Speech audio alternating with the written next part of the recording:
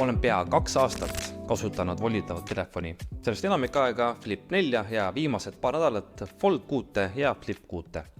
Ja oi, kuidas mul on arvamusi. Spill the beans, old man. Esiteks, jah, vagu on endiselt nähtav, ka 6. generatsiooni juures.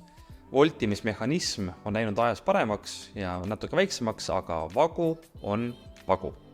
Teiseks, volditava telefoni sisemine ekraan on endiselt tavalisest ekraanist pehmem ja kaotud kriimustuste vältimiseks erilise kaitsekilega.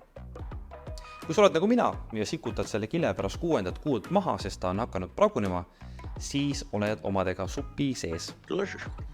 Kõik imepisikesed tolmukübemed, mis jäävad telefoni sulgedes ekraanile, kriimustavad taga ära. Tulemusena kaotab telefon sisuliselt edasi müügiväärtuse.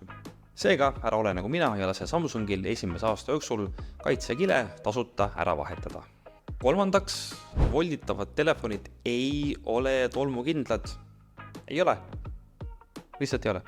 Kui minu vana Flip 4 on IPX8 vee tolmukindlusreitinguga, siis uued 6. generatsiooni omad on juba IP48, aga pane tähele, et see 8 on siis veekindlus ja 4 ei ole veel tolmukindel. Tolmukindlus algab IP5 numbrist. Aga neljandaks midagi positiivsest ka. Flip 4 on olnud kõige kasulikum tripod ever. Saan telefoni panna L-kujuliselt püsti, et grupifotosid teha. Või siis selfie'ide jaoks kvaliteetsemat tagumist kaamerat kasutada.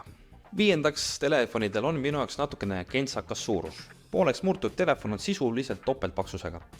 Uus Fold 6 võttis küll kenasti kaalust alla, aga pükside taskusse on teda endiselt veider panna natuke nagu telekapult või nii.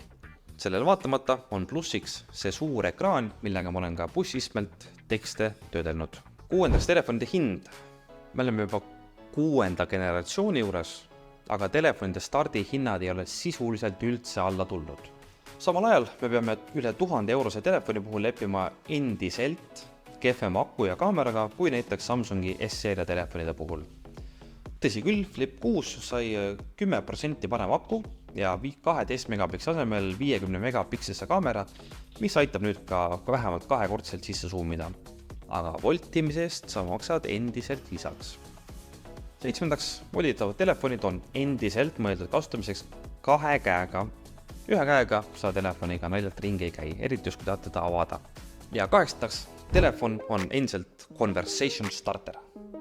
Inimesed tunnevad huvi, et kuidas siis see telefon on?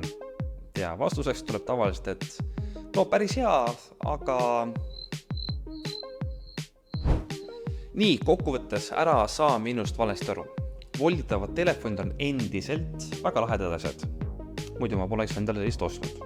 Aga osta endale selline telefon ainult siis, kui sa tead, et sa tahad endale just volditavat telefoni. Sellest korraks kõik, minu poolt, tšau, paka!